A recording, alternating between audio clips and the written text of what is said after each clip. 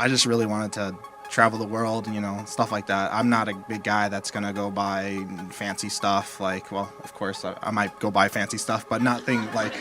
Imagine winning millions overnight and then spending it on boob jobs for your sisters, land on the moon, or even starting your own wrestling league. These aren't made-up jokes. They're real decisions made by actual lottery winners. If you think you'd be smart with that kind of money, think again. This is a countdown of the dumbest first purchases ever made by lottery winners. And trust me, it only gets weirder. Of new money. Number 11. Debbie Mather set up her own fireworks factory. Debbie Mather's life changed dramatically on a fateful day in 2005 when she won a staggering $6.5 million in the lottery. Coming from a humble background as the daughter of a seamstress and a lorry driver, this win was more than just a financial boost. The win, which initially induced a nosebleed and panic attack, marked the beginning of a new chapter for Debbie and her son Peter.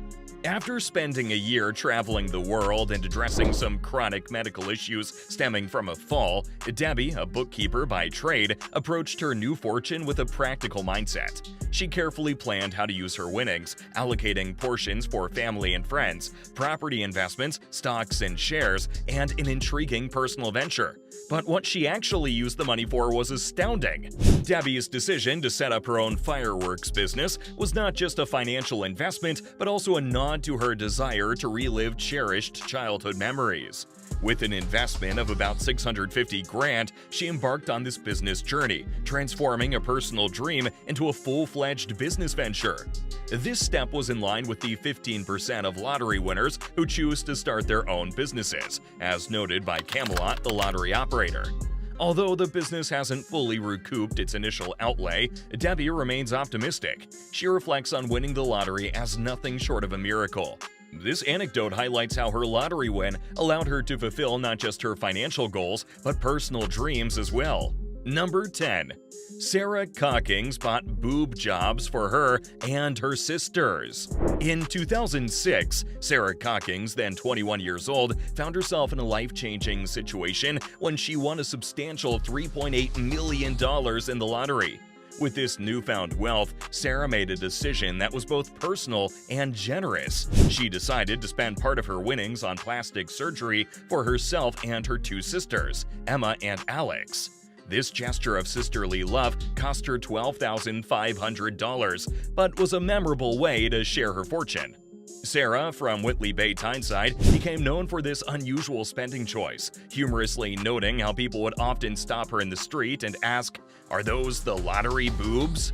Beyond the cosmetic procedures, Sarah's winnings also allowed her to make other significant purchases. She bought a house for her parents and treated herself to a Mini Cooper and Range Rover Sport, showcasing a blend of family-oriented and personal indulgences. After winning the lottery, Sarah interestingly went back to university. This shows she wanted to use her win not just for wealth, but also for personal growth and learning. Her story mixes surprising and usual elements, showing that lottery winners handle their new money in different ways. Her quote, "Just after I won, I bought my two sisters boob jobs. Everyone remembers that, but now I've had one myself because mine were wrecked by breastfeeding. It's my 2-year boob birthday. I love them," captures the blend of humor and candidness with which she approached her lottery win and its aftermath. Number 9. Keith Goff bought a racehorse. Keith Goff's story is a warning tale of how sudden wealth from the lottery can lead to unforeseen consequences. In June 2005, Goff, a former baker, and his wife Louise experienced a dramatic change in their lives when they won a massive $11.4 million jackpot in the UK lottery. However, this fortune, rather than bringing lasting happiness, ultimately contributed to a series of misfortunes for Goff. Goff's lottery winnings were spent grandly, with a significant portion of his fortune, amounting to about $250,000, being invested in a racehorse. This purchase was just one part of his grand spending spree, which also included fast cars and an executive box at Aston Villa. Unfortunately, these luxuries led him down a path of financial instability. 2 years after the win, Goff's life began to unravel. He separated from his wife of 25 years and started to struggle with alcoholism. problem that became so severe that it required a stay at the Priory Rehabilitation Clinic in Birmingham. His life, which he once described as brilliant, became overshadowed by loneliness and sorrow. Goff's situation deteriorated to the point where he was living in his nephew's spare room, and his social life was reduced to lone walks in the Shropshire countryside. Reflecting on his situation, Goff once remarked to the News of the World, "My life was brilliant, but the lottery has ruined everything. What's the point of having money when it sends you to bed crying?"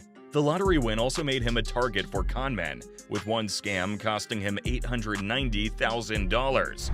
Sadly, Goff's story ended in tragedy when he died at 58 of a suspected heart attack. Number 8.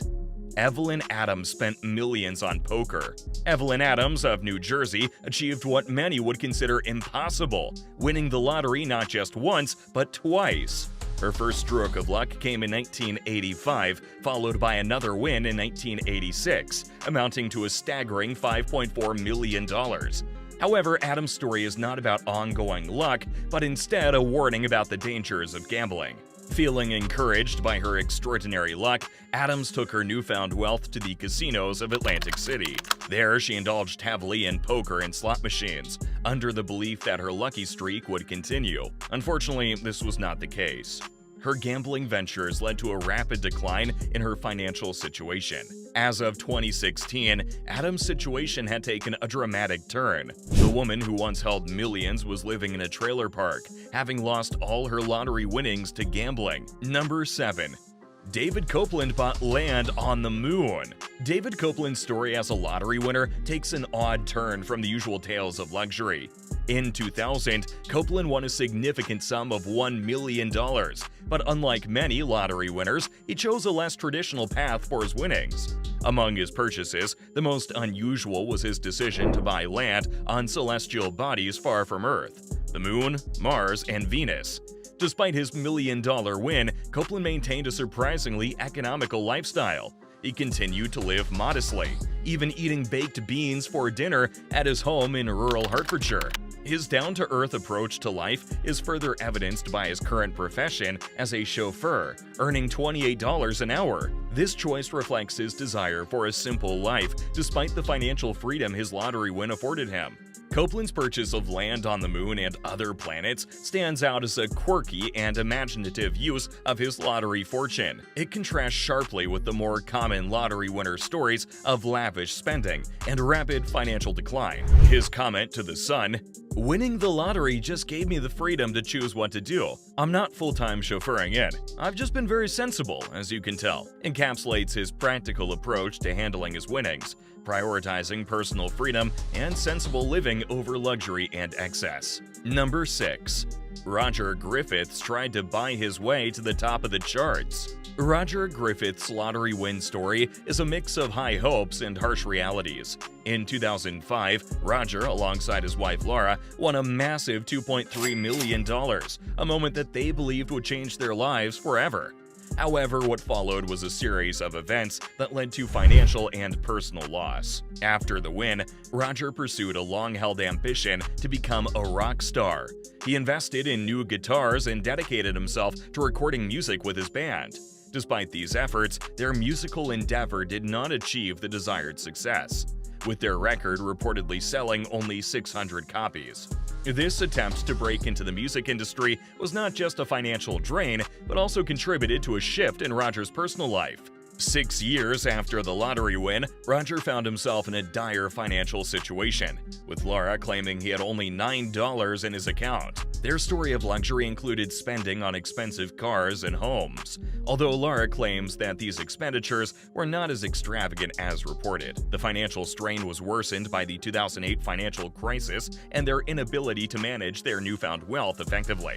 The couple's marriage eventually ended in divorce, with Roger moving out and their relationship turning sour. Laura claims to have discovered emails suggesting Roger was planning an affair, a claim he denies, saying he simply fell out of love. The divorce was finalized in 2013, marking the end of a rough period post-lottery win.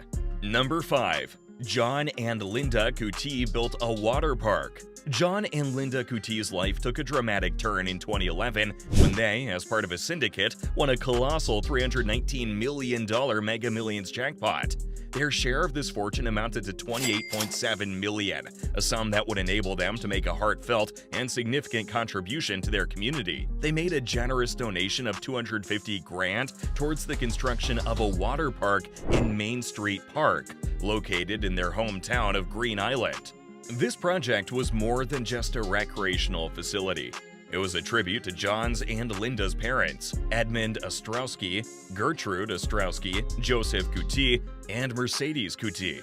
The emotional weight of this project for the couple was evident during the dedication of the spray pool. What makes their contribution even more remarkable is that it led to the construction of the park without any financial burden on the taxpayers. This was also made possible with the help of Albany Engineering Corporation and Grimm Building Materials, who provided their services without charge. This gesture by the Kutis is a shining example of how lottery winnings can be used for community betterment and to honor loved ones.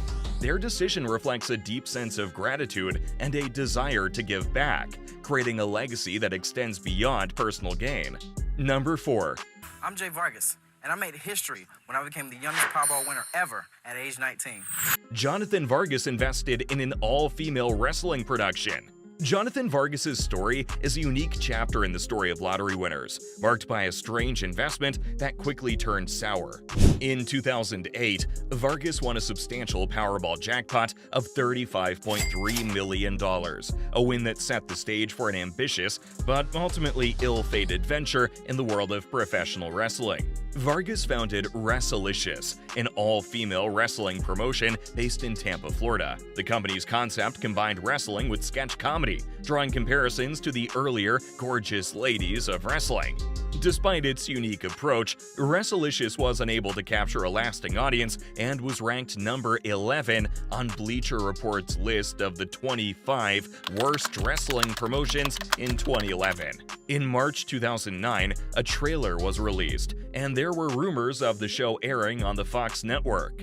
However, the series, titled Wrestlicious Takedown, eventually settled for syndication, premiering in March 2010. Despite signing several new wrestlers in 2010 and taping new matches, the promotion didn't sustain momentum, and no new content was created after its inaugural season.